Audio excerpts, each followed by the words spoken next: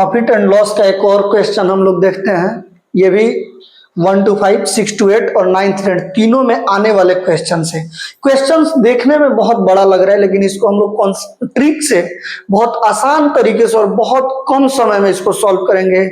10 से 15 सेकंड में हम लोग इस क्वेश्चंस को सॉल्व करने का कोशिश करेंगे।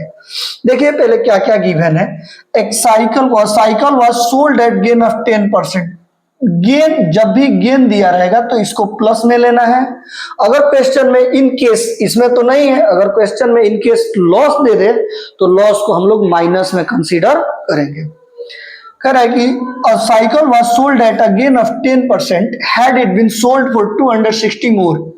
कह रहा है ना कि एक साइकिल को 10% गेन पे बेचा जा रहा है, अगर इसे 260 रुपए ज्यादा में बेचा जाए तो ये जो प्रॉफिट परसेंट है, हमारा गेन लाभ परसेंट है, वो बढ़ के 14% हो जा रहा है। तो साइकिल का कॉस्ट प्राइस हमें फाइंड आउट करना है। तो गेन कितना था पहले 10%, दूसरी बार में भी गेन कितना है, हमारा गेन है तो प्लस 14%। यहां से यहां जाने में कितने परसेंट का डिफरेंस हो रहा है बाबू? 4%। कितने परसेंट का डिफरेंस हो रहा है? 4%, क्योंकि दोनों प्रॉफिट में है, दोनों प्लस में है। तो 10 से 14 जाने में कितने का डिफरेंस? 4 का। और इस 4% को जब हम बढ़ा, 4% कब मिल रहा है? जब उसे हम 260 रुपीज अधिक में बेच रहे हैं, यानी 4% का मान कितना है? 260। तो 1% का मान कितना हो जाएगा?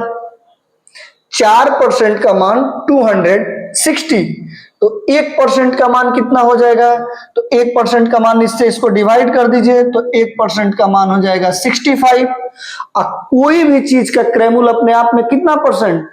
100% होता है, इसलिए CP इक्वल टू 65 इंटू 100, 6500।